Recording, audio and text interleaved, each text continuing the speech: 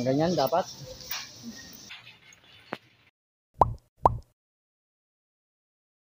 Kaway muna, kaway. Ready na tayo.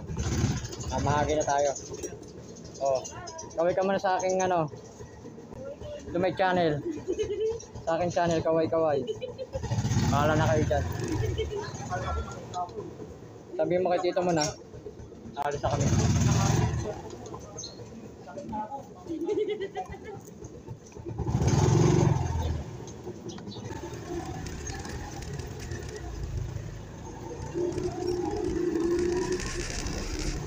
Gano'n ba tayo na ating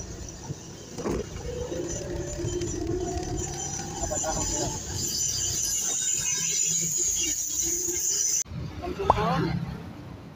Sa inyo po yun? Sa inyo po yung bike? Sa inyo po yun? Ano po yan? Pa? Kami kaniko po kayo? Saan sa nagpayong?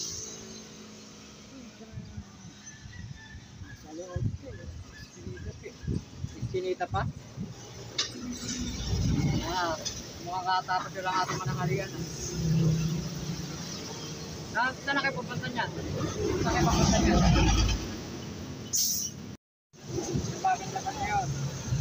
Pag nasira ang computer ba, hindi na magagamit. Napakaliit.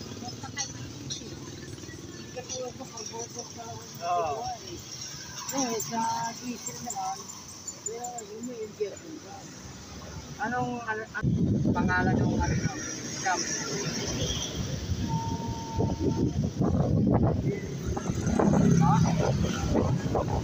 DMC? Sa nagpayong lang po yun. Di ba dito na?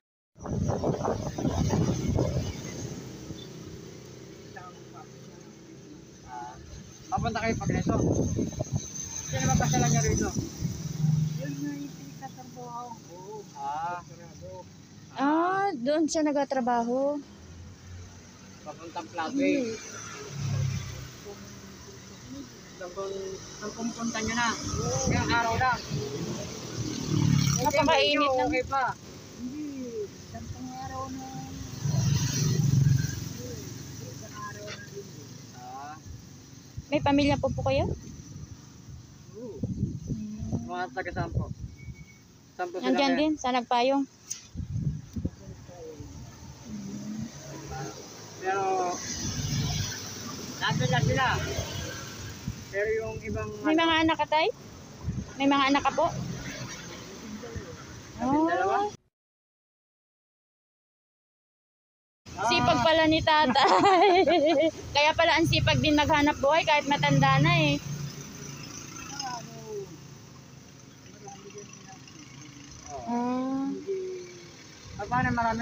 Paano example na maraming inaasahan? Sino po? Tayo po. Kunwari tayo, marami tayong inaasahan, parang gano'n. Malalaki na po sila. Ibig sabihin.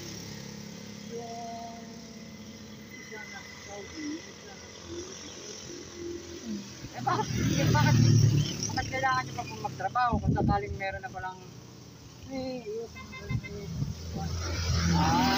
sabi niyo po, mas maganda yung mas maraming inaasahan. Pero ibig sabihin tama. Hindi katulad ng ginagawa rin ng mga Gusto pa rin ni tatay kumita ng sarili niya. Tama pa rin. Paras pa na tayo.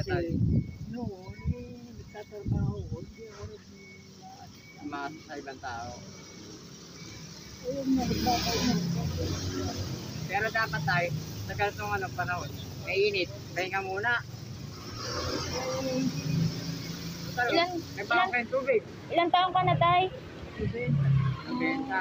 Siya nga pala ang pangalan niyo po? Gabino. Abino. Gabino Abilin. Naka Maynila po o probinsya? Dito na sa Maynila lumaki. 90 years old. Ako, meron akong istorya sa tulay ng lapitan. Ah. Kinain ako ng maitim na hangin. At sabi nung pulis na dumapot sa akin sa kaya ng tayo, dumaan ka sa simbahan, pati, kita lang sa karek.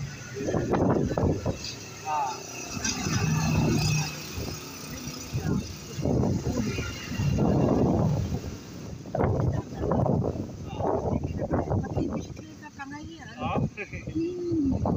Maitim na hangin. Oo. Gawa pala ng Satanas.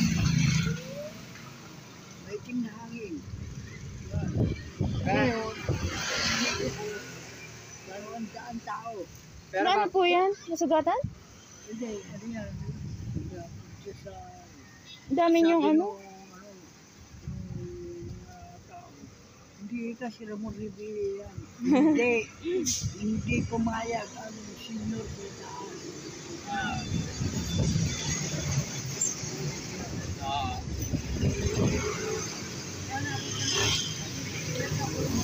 sumunod. Yung sabi ko, na hindi pala sumabit ko sa alamin na kahalang na Ang dami sugat ni tatay, oh. Ano nangyari dyan nga pala sa sugat niyo? Ay, hindi, iba ito. Gawa sa ano yan, pagkagawa niyo pa ng ano, Dependa na si tatay, pero ang sipag pa rin. ibig sabihin marami na kayo na ano, marami na kayo nagawa sa sakyan. Marami na rin kayong ano, na-experience sa buhay dahil 90 years old na. Malapit na kayo mag-ano. Ang hindi malilimutan ng mga tao sa Pilipinas. Yung gawa ng Diyos. Yung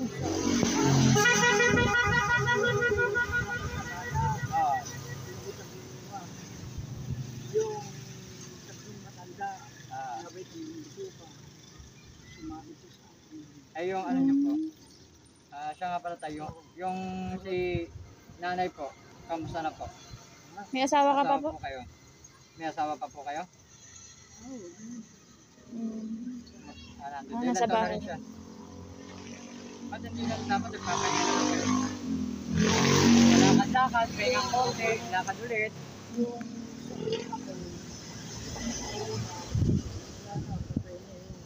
Sa unang asawa po, patay na. Kaya pala umabot ng 12.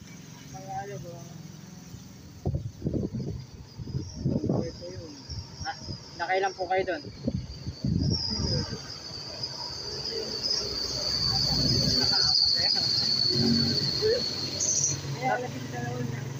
Sa pangatlo, sa unang asawa, napatay, 4. Sa pangalawang asawa, 4 din. Sa pangatlo, ay di naka-4 din kayo. Grabe. Kaya kayo napat na 90 years old. Dahil sa haba ng Bukas pa ni tatay, niyo. ano? 60% na yun, nanay. Gawin ko pa sa aking ano, experiment.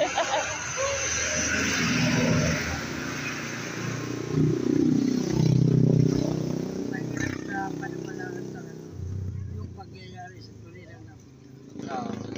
Kaya pagka ako nakikita ko ng mga bata, si Ramon Revilla.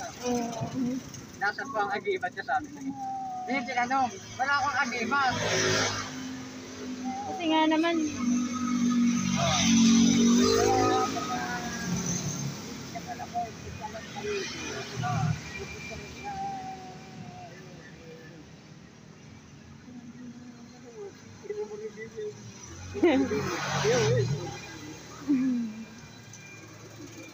Sige tayo, tutuloy na po kami. At may malayo pa pupunta namin pero meron pa akong iyayana sa inyo.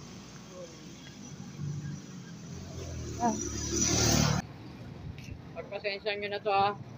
Ito lang muna ang aking may bibigay. Sana kahit na kung konti yan makaraos man lang kahit pa paano. Okay tayo, ingat ha. Kapal nyo, dadalhin. Ayusin natin para hindi mawala. Yan, hindi kaya.